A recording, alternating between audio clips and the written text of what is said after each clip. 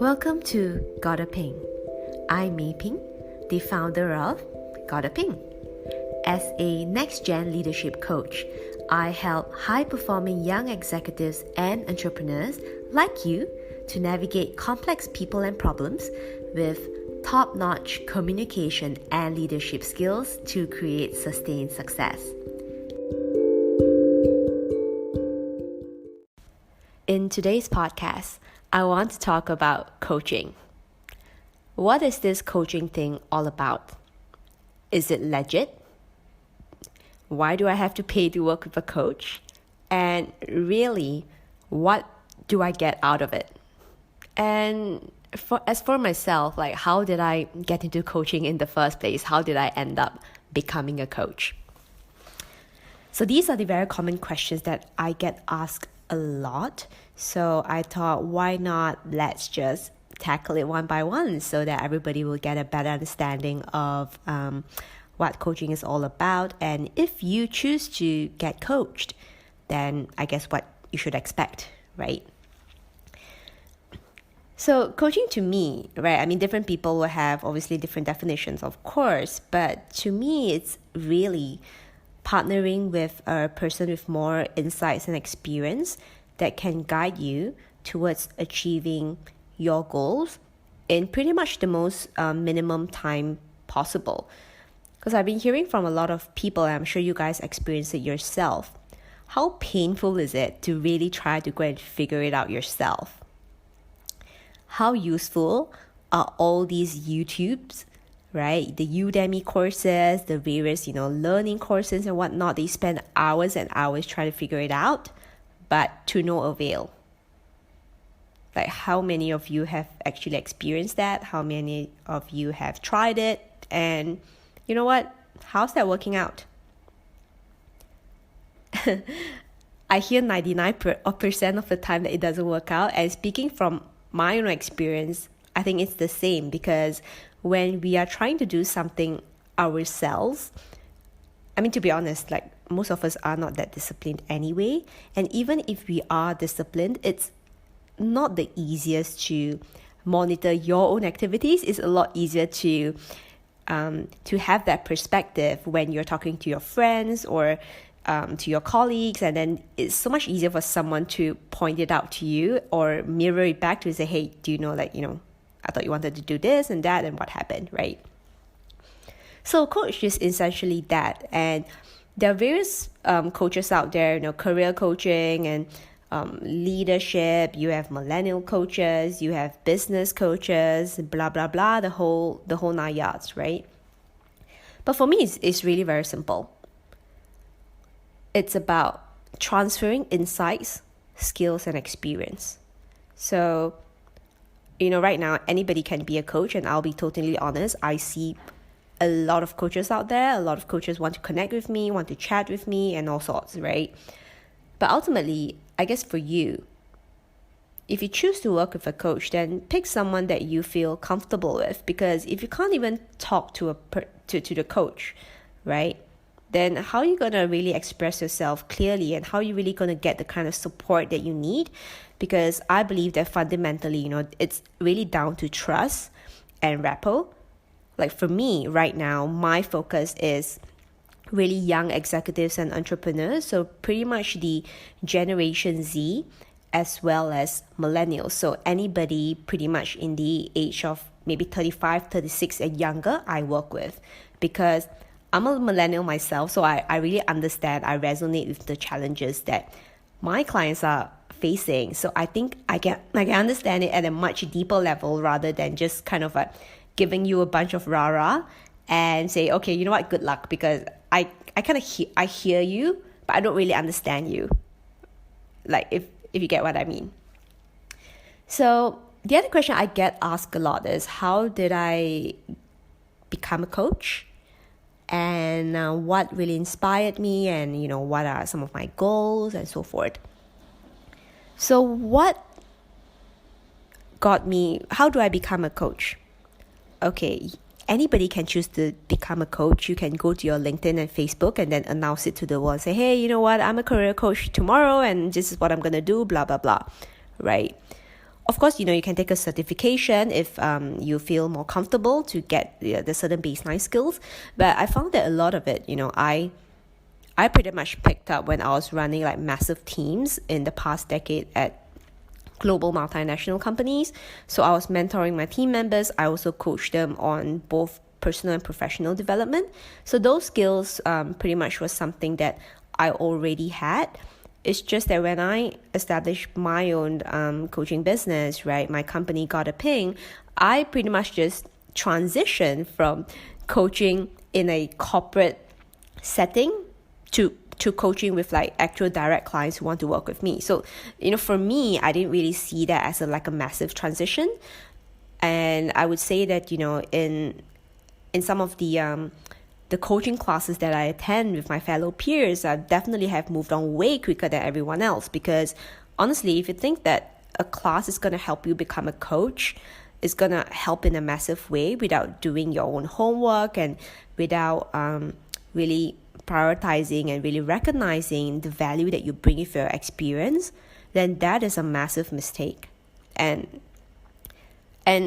I would say that like the 95% of clients that work with me, they really like what I have in my portfolio, the companies that I've worked with, the roles that I've undertaken, the kind of people I've worked with, the countries and so forth, because it adds a layer of depth and breadth in terms of like what I'm able to share and able to guide them towards.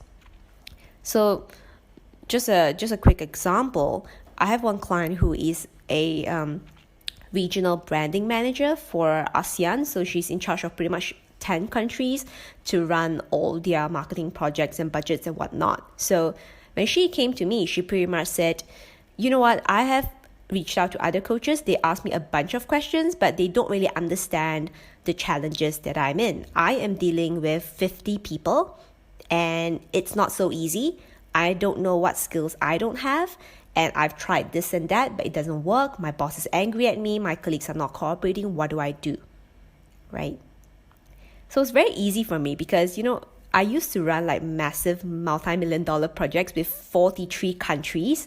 So to me, like 10 countries is really not the biggest problem. The biggest problem, a lot of it is obviously moving towards a more collaborative mindset and really talking about some of the details and strategies to navigate these challenges. So for me, it was a lot easier to resonate because I've pretty much been there, done that, and at a much bigger scale as well. So in that sense, I feel like I'm really able to support without just, asking a bunch of ridiculous questions, but the client, pretty much walks away, but they don't get anything. So I that's kind of not how I do things. Then what inspires me to work with young people in general? I feel like young people have a lot of enthusiasm. There is a lot of motivation and there's a lot of ambition. But I feel like they're not getting the right level of insights that they require to really do well in their career and business, because it is way beyond the certification and how awesome your lecturers told you that you are. But when you're out there in the real world, like in the real business or corporate world, you need to learn how to deal with people, create win-win relationships. You need to learn how to process problems, situations, make decisions, organize your time. And these are skills that like people don't really teach you. And even one of my clients told me, how come I was never taught how to become a manager? Only when I'm a manager, I have to figure it out myself. And I said, unfortunately, that's the way the promotion system works, because these people, the very junior staff, they are very good at execution. And then when they move to become a manager, then all hell breaks loose, right? Because they're like, I've never managed people in my life and I can barely manage myself. How am I going to manage like 3 people, 10 people, 20 people and whatnot? That's why I always say, leadership is self-management. And this is something that all my clients know. So I think that really inspires me. I feel like there is a lot of potential to tap. It's just that they need a little bit of kind of a support and from someone who has pretty much been there, done that. And for me, I do use like a simple coaching method, which I call it my PING method, P-H-I-N-G. P for personality, because if you don't know yourself, right, no self-awareness, then like you cannot really do anything well, because you don't know naturally what are you good at and what you're not that great at.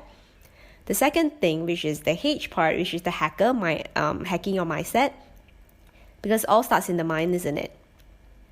And the I is where we really explore ideas on the areas that you would feel comfortable trying out different things and, really be open to possibilities. Then the N section is where we learn how to navigate. So normally this is the part that I think I'm extremely strong at, having seen various situations and drama, let's put it this way, in my career. So we kind of understand the dynamics, people dynamics, situational dynamics, and impact analysis and whatnot. So really learn how to navigate so that ultimately, it's still going to be a win-win situation for them. And finally, is what I call the go-getter stage, where at the end of the day, it's about taking consistent actions. So I'll share a little bit more on my PING, P-H-I-N-G method in the next series. But yeah, so really, if you want to work with a coach, the first question you should ask is like, what approach do you use? And otherwise, it's just going to be free flow, and then you're going to have a long conversation, but you kind of get nothing out of it. The other advice would be try to understand your coach's background, right? And if you feel like that they have the kind of background, either, in terms of like personality, communication style, their practical experience, and that's something that really resonates with you.